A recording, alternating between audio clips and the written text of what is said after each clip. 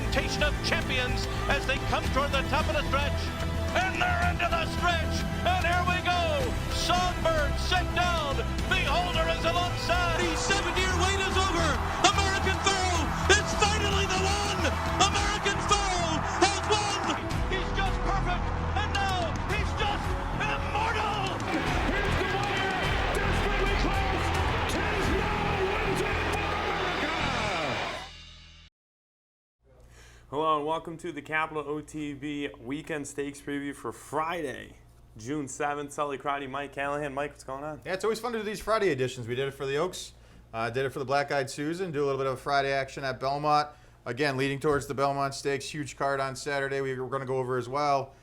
Just a lot to look forward to. Get down to it. And there's 11 races on Friday afternoon, and there's 5 stakes races. We'll look at all 5 of those stakes races. The first stakes is race number 5, the Bed of Roses. Grade 3 event, 7 furlongs on the main track. This is for fillies and mares, 4 and up. Moving on to race number 7 at Belmont. This is the Tremont non-graded stakes, $150,000 on the line. This is for 2-year-olds going 5.5 furlongs. And then we'll move on to race number 8. Race 8 is the True North Grade 2 event, $250,000 on the line. This is for 4-year-olds and up, going 6.5 furlongs on the main track. The 9th race, this is the New York Grade 2 event for fillies and mares, 4 and up, going 1.25 miles on the inner turf course. And then we'll end things in race number 10. This is the Belmont Gold Cup Invitational, Grade 2 event, 2 miles on the turf course. $400,000 on the line for 4-year-olds and up. Let's go back, take a look at race number 5, though, on Friday. It's going to be the Bed of Roses that Sully alluded to. Fields right there. Morning line favorite with Shalom, the number 3. Arnold Delacour, Javier Castellano. Winner last time out in the skip at down at Pimlico, was making the 2019 debut. And actually put in a really good effort that day. Everybody kind of remembers her for the Breeders' Cup Filly and Mare Sprint, where she finished second. She had the lead that day. And just sort of idled a little bit, getting down to the wire. Ultimately got caught by Shamrock Rose. She's a deserved favorite in here, but I think the 4 and the 7 are serious contenders. Yeah, they are. I had the 7 and the 4, 3rd and 4th. I kind of went with a little bit different of an angle here for the second spot, but I went with Shalom on top, and I just remember the announcers were just like too much class in the skip act, and that's really what it was. And I thought that was a perfect spot for her. First start since November, since that Breeders' Cup race, second off the layoff. Delacour is 20%. Then she's been working out well since that race at Pimlico. I think she's going to be a little bit tough to beat in here. The number 5 horse is Dawn and Destroyer, going out for Stone Street, Kieran McLaughlin, John Velasquez. I'm going to use in the second spot. The 4, 7, and the 3 most likely are the pace setters in here. And Dawn the Destroyer has a little bit of a closing kick. When we saw that 3 starts back in the Barbara Fritchie at Laurel in February, finished 3rd by 3 that day. 2 Late Night Powwow, who's a really nice horse. And then lost to Come Dancing last time out in the Distaff at Aqueduct.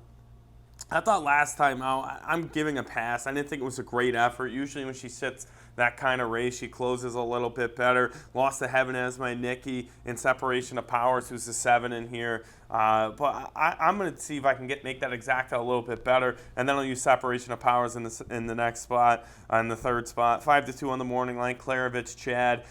A really balanced horse on paper. She can win from off the pace. She can win from on the lead. Last time out, I didn't think was her best effort we have seen in the previous starts, but not a bad effort since her first start since the Cotillion, losing to Monomoy Girl and Midnight Bizu. So I'm going to use Separation of Powers defensively in my ticket in the 3rd spot, 3, 5, 7, and 4. Good segue for me because I do have Separation of Powers on top. We're going to see the replay of the test last summer at Saratoga, where she got the job done by a neck over a very gutsy Mia Mischief. You're going to see the Klarovich colors on the outside and the number 6, Separation of Power. And this is a really good tussle. I mean, at any point right here, you could think that either one was going to win it. At this point, you think maybe Mia Mischief's going to hang on the inside. But Separation of Powers is able to get this 7 furlongs, ideally going to 122 and 3. And they separated themselves from the rest. You could see about 3 or 4 lengths back to 3rd and 4th. And you didn't see around the far turn. Around the far turn, Separation of Powers was actually sitting about 4 lengths off. She was about 5th going into it. The pace was honest enough. She was able to make a big move on the outside. I expect Separation of Powers to be forwardly placed, but I don't want her on the lead. I know she won her career debut at Saratoga on the lead, but I think in this spot, I'd rather see the 2, who's going to be forwardly placed in here, possibly the 3 and the 4, who are going to show some early speed in here as well. I think Separation of Powers draws ideally in the 7 hole. She's able to eye her competition on the inside, and I think she's got a big shot in here, especially with Chad Brown second off the layoff, 31%. I think she needed the race last time out when she finished 3rd, and I think she's going to be much more improved second start out. You know, the only weird thing about Separation of Power is the erratic racing pattern that she has. But if she's able to group together a couple solid performances, 5-2, I'll take my chances. Underneath, Chalone in the 2nd spot. Just a horse that each and every time just runs extremely good race. 6 wins and 14 lifetime starts, 11 for 14 as far as 1st and 2nd place performances. She's just a rock solid contender in here and a deserved favorite. She has to be considered in your 1st or 2nd spot, definitely. And then the 4 in the 3rd spot, back-to-back 2nd place performances. One that has some class in here, and 7 furlongs to me, probably not ideal for this horse, but the way the race shapes up in here, you have to expect off of career best buyers in the last 2 that she's just another one in rock solid form and a major player in here as well. So for me in the 5th, I have it 7, 3, 4, 5. Your thoughts one more time? 3, 5, 7, 4. All right, we were just now to race number 7 on Friday. It's going to be the Tremont 5.5 for 2-year-olds that are sprinting at Belmont Park. You're going to see the field here in a second.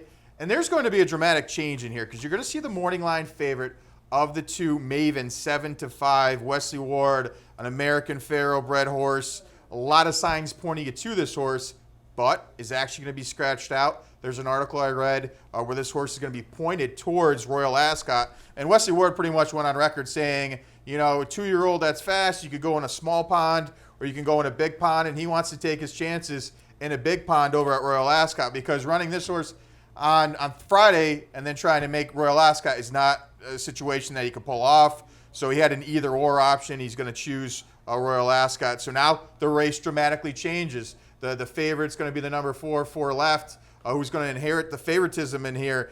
I have it 4, 6, 8, and 1. I'm going to show replay in a second, but I want to get your thoughts first. And I know you probably had the 2 in the mix. Kind of changes everything now. So yeah, it definitely does. I have 8, 4, 6, and 7.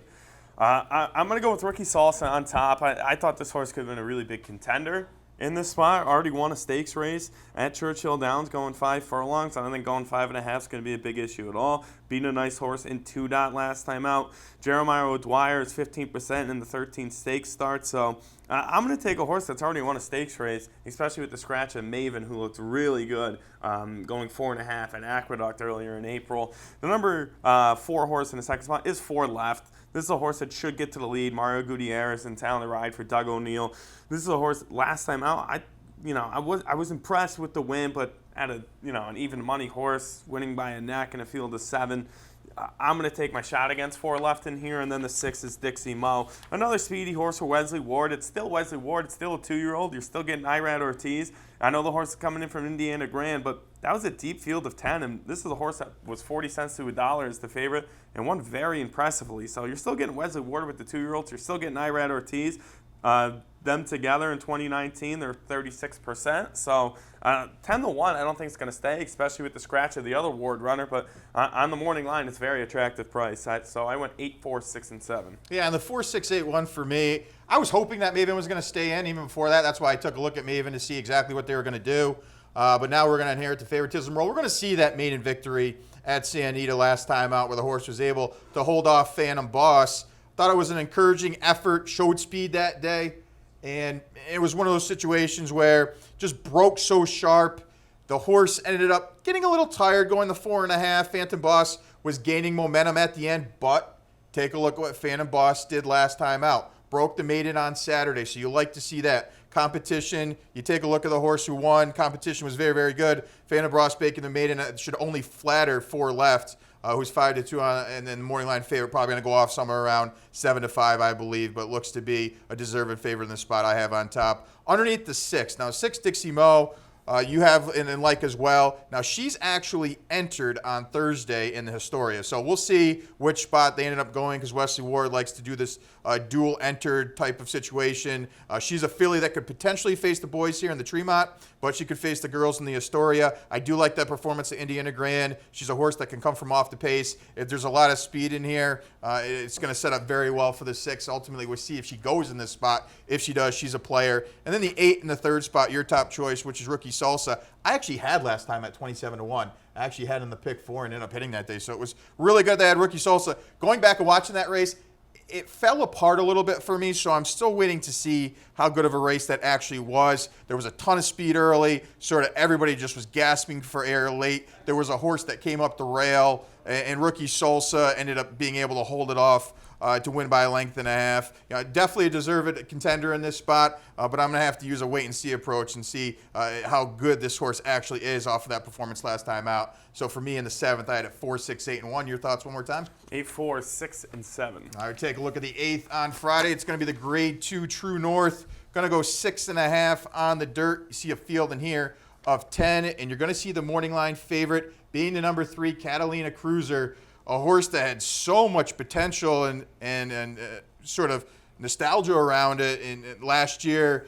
Going into the Breeders' Cup Dirt Mile, where the horse just, it wasn't the horse's day that day, finishing 6th, beating 17.5. But before that was 4 for 4 lifetime, was undefeated going into the Breeders' Cup, getting career best 107 Beyer, 3 starts back. Buyers-wise would be absolutely leaps and bounds better than a bunch in here, probably except for Whitmore, but he would have a huge Beyer advantage over the field in here.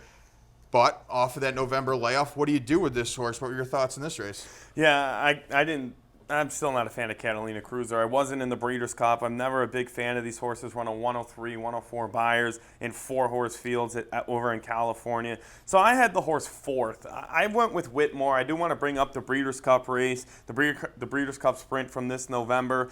And really gutsy effort there. It loses by 3 1/4 lengths but was way off the pace that day. And Whitmore is the number 1, went off 6-1 that day and loses to Roy H. Roy H. last year was probably the best sprinter in the world. So no knock losing to Roy H. But before this Breeders' Cup race, here's a horse that ran really well against Promises Fulfilled, who was a very speedy horse, and at a speed-favored Keeneland track, lost by a head there. Then went to that race we just saw, and it was a really gutsy effort, I thought, to finish 2nd that day. And now you're going back to New York after posting a 102 Beyer in a Grade 3 event.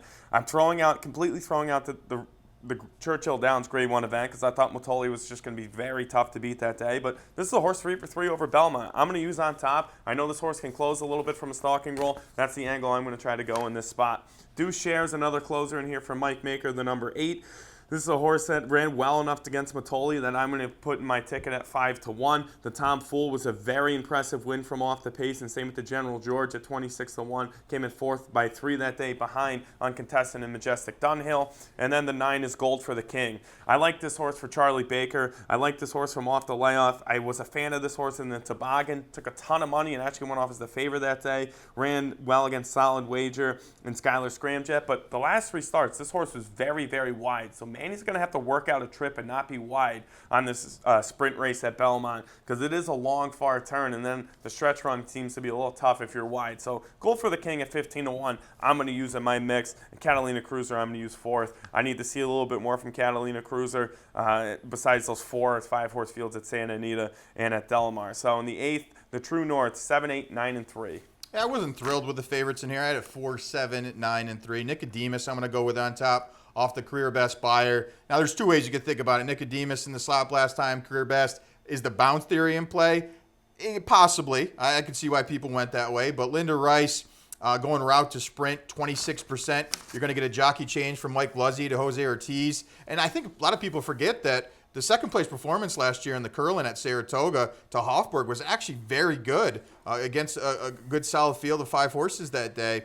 I think Nicodemus is one of those horses just rounding into form, And again, in a race where I'm not thrilled with Catalina Cruiser, I think Whitmore, who I have in second, is a solid contender, but I'm not overly thrilled with. You want to take a shot in here, so I think Nicodemus is the shot that I'm going to take in here at 8-1 and hope that holds. Underneath the 7, Whitmore, a horse that was in tremendous form in 2018. First and second place finishes galore. Horse that loves to win on a fast track. Has been pretty good on a sloppy surface, but I think likes a fast track a little bit more. I'm concerned, though, that Whitmore's lost a step. Last time out, finishing 5th, beating 6 lengths, 2 starts back, finishing second to Matoli in the slop. Really tried to take on Matoli that day around the far turn and just got leg weary. The workout suggests, though, that Whitmore is very good. Bullet workout, 47 flat 4 furlongs at Churchill, best of 93. So maybe Whitmore just needed a couple races in 2019 to round back into very good form. Solid contender I have in the second spot. And then Gold for the King, who I have in the third spot. I think you and I both agree that Gold for the King has a big shot as far as tries and supers go. A horse that likes to sit off of it and come, likes to finish in the money, has been in the money 16 of 21 times. The only knock on this horse is faced state breds a lot. Now facing open company, we'll see if the water's getting deeper. Makes it a little bit tougher for Gold for the King. But the price is going to be right. Get Manny Franco, Charlie Baker, one that I would use in my tries and super, definitely at a big price. And then the 3 in the 4th spot. Catalina Cruiser, she absolutely could run a huge race in here. But off the layoff, I think a lot of people are going to use the wait-and-see approach, albeit John Sadler is 23% with this type of layoff. So one that you have to use in your mix as well. 4, 7, 9, and 3 for me in the 8th. Your thoughts one more time? 7, 8, 9, 3. All right, we will take our break. When we come back, we'll take a look at 2 more on this Friday edition. Stay tuned.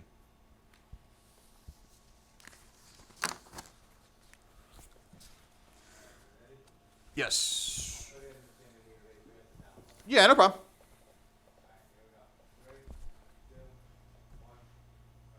Welcome back to the Capital OTB Stakes preview for this upcoming weekend, Friday edition. Sully Crowdy, Mike Callahan. We are halfway through the show. We are up to race and number 9 on Friday. It's the Grade 2 New York. You're going to see a field in here of 8, and there's going to be a heavy favorite in the number 8, 6-5 in the morning line. That's Homer Reek going out for Chad Brown, Red Ortiz Jr., and deservedly so. This horse had a ton of European backclass, came over, was sort of a bus horse going on in the Begay, the Grade 3 event at Belmont. They were walking up front, and Homer Reek, who's a stone cold closer, was still able to get the job done, getting up by a half length to get some solid competition, including your second choice here, the number 6, Competition of Ideas.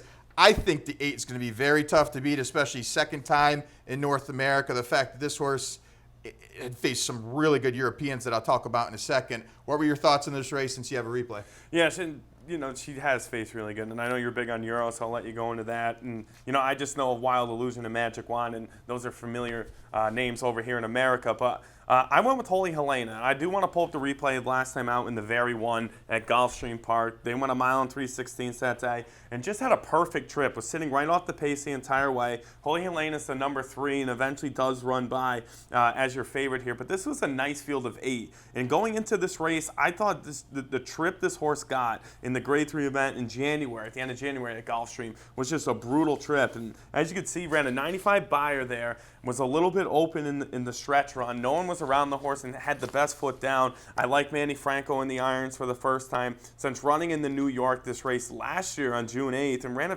honestly a really nice fit that day by 2 1/4 and was flying late. This horse was 24 lengths off the lead that day.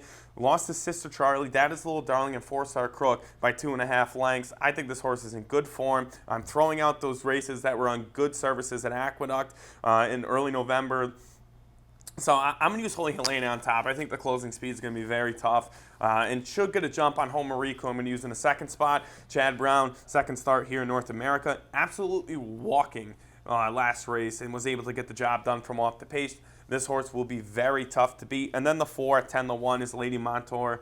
Tom Albatrani sending this one out with Kendrick Carmouche. I thought this horse showed out really good efforts against very slow numbers last time out at Belmont. On a soft turf in a Grade 2 event and a 52 from sitting off the pace, I didn't think it were terrible efforts, but if the pace is a little bit quicker, like we saw at a really nice allowance level race at Saratoga in a field of 8, in August. This is a horse that was able to win by 4 1/4. I don't think they're going to run 52, 51. So this horse at 10-1, I'll take a shot to complete my trifecta. But in the New York, I went 1, 8, 4, and 6. I agree with you. I have an 8 1-6, so I have it just a little bit different order. But Homerique is going to be tough. Like you said, I follow European racing through and through. We do have Royal Ascot coming up in a couple weeks. But Wild Illusion is a Group 1 winner. Magic Wand finished second in the Pegasus Turf Invitational.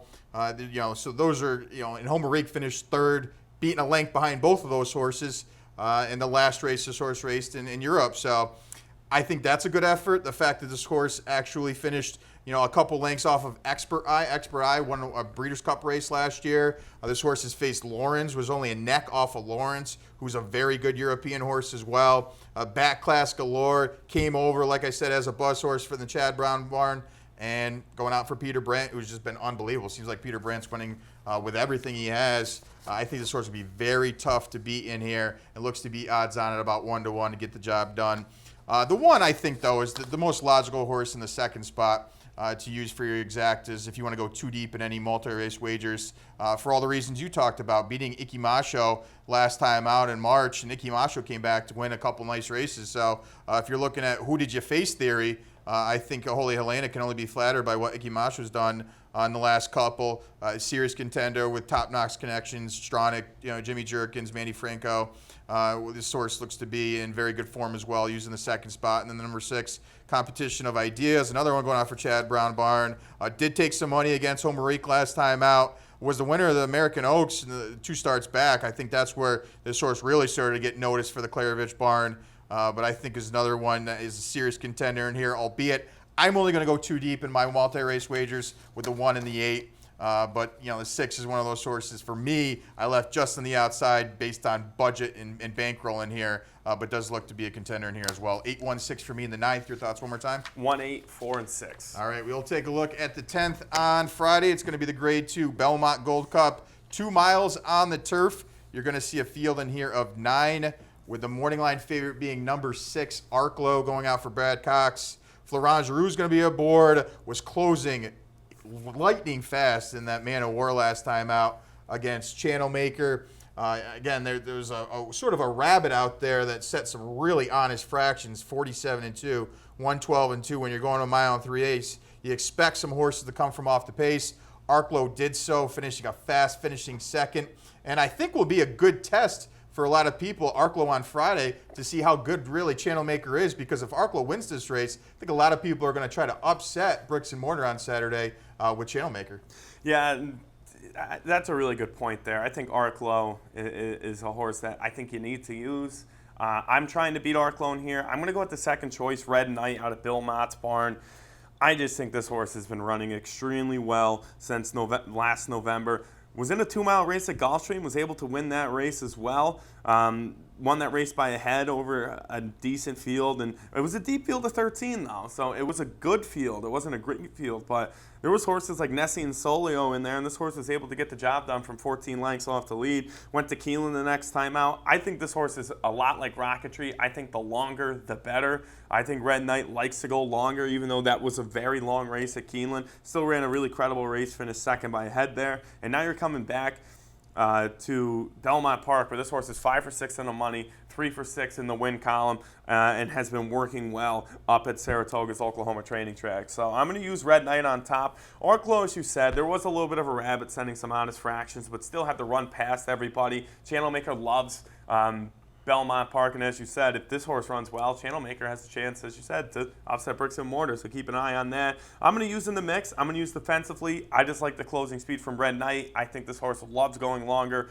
Arklow, I'm definitely going to use defensively. And then the 3 for me, this is a horse coming in from Ireland, or an Irish-bred horse coming in from Great Britain. Flavian Pratt will have the mount, and this is a horse that's been running 2 miles or 2+ miles the last 4 starts, and has been competitive in some handicap stakes races. Is dropping a ton of pounds. It's going to run at 119 pounds with Lasix for the first time. And this, again, this horse has been running extremely well at 2 miles or a little bit higher than 2 miles, or a little bit farther than 2 miles. I'm going to use the 8-1 horse in my 3rd spot. So in the Belmont Gold Cup, I went 4, 6, 3, and 8. I'll go with a little bit of a price play in here. I have 8, 6, 3, and 4. I will try to beat Arklow as well. I think it's just one of those horses that, while I respect Arklow, and I know that the fast finishing second last time out was very good, I'm just not sure if the same type of setup's going to happen in here because there is zero pace in here. I think the pace setter is going to be my top choice in Ra Atoll, a European horse coming over here for the first time, won a Group 2, actually upset at 32-1 that day in that Group 2 race, pretty much taking them wire to wire in Germany, brings over the German top jockey to make this even more of a formidable race. I like to see those situations where they come over with their jockey. It shows that they're really pointing towards this race. And you take a look at the back class with this horse. Finished 4th in the King Edward, which is a Group 2 at Ascot, against Old Persian. Was only beaten 2 3/4 lengths. And Old Persian came back to win on Dubai World Cup night in very impressive fashion in a nice Grade 1 event. So I like that performance. I like the fact that this horse is going to be showing speed because there is absolutely no pace in this race at all. Almost everyone in here wants to come from off the speed. And if this horse is able to set some moderate or even less than moderate fractions, I know this horse can go 2 miles because did so last time out in that Group 2 event at Germany. And I just like the chances. Worth a shot at 6-1. We'll see ultimately what we have. Maybe a lot of people just not knowing the connections. Maybe we get a little bit of an overlay, but I'll use the 8 on top at 6-1. That's Ra Atoll. Underneath number 6, Arklow, who I already talked about. Just really good performance last time out. We'll see if he's able to put back-to-back performances together. And then the 3 in the 3rd spot, that's Amid, another European horse coming in very good form. The last 3 have been at 2 miles, albeit they've been over the synthetic. Take a look at the last turf race, though. That was going 1 mile and 7/8 in France. Did get the job done by 4.5. So if you're looking for horses that can get the 2 mile distance, the 3 and the 8 for me are value plays in here. So I have it 8, 6, 3, and 4 in the Belmont Gold Cup. Your thoughts one more time? 4, 6, 3, and 8. All right, that's going to wrap things up for us on this Friday edition. Any more thoughts before we No, it's just a fantastic weekend. So this early post both days, so keep note of that. And that's always one of my favorite races, that 2 mile race on the turf at Belmont. So that should be a really fun one. And as you said, the European shippers should be towards the front and could make it very interesting. Yeah, and big guarantee pools galore as far as pick 4s and pick 5s. So note that. There's a couple special doubles. The Belmont Gold Cup goes into the Belmont Stakes, and I believe the New York Stakes goes into the Met Mile. And we have both stakes previews to talk about. We talked about this one in the Friday edition. We also have a Saturday one to give you our thoughts on the stakes action as well. There's also a 2-day pick 6. So as you're going over your Friday card, there's a 2-day pick 6. It's actually going to be 2 stakes races on Friday, going to be 4 on Saturday. And the best part is it's only a 20-cent minimum. So it's nice to see that. You accommodate on Saturday the $2 pick 6, and then you also get the 2-day pick 6 for 20 cents. So you're really getting the best of both worlds as far as that wagering type goes. And then also don't forget all our locations. You still have time to make your reservation here at the Clubhouse Racebook, so do so. We're going to have a contest here. I'll be here on Saturday. Stop down, say hi. Also going to have the glass giveaway for the Belmont Stakes, 151st Belmont Stakes. So take advantage of that. We have the City Line on Friday and Saturday, which is a great spot we always have for Triple Crown races, so stop by there in Albany. And then also over at 72 Tavern in Utica, I believe on Riscony Street. Stop by, take advantage of that. So there's a lot to look forward to this weekend. Seth's going down for the Belmont. Do want to mention that. He'll be down there with live shows. I know you and Brian Nadow are going to do Handicappers Report as well. So there's a ton to look forward to. Great 3 days of racing. So until we see you again, take care. You're watching OTB TV, a service of Capital Off Track Betting.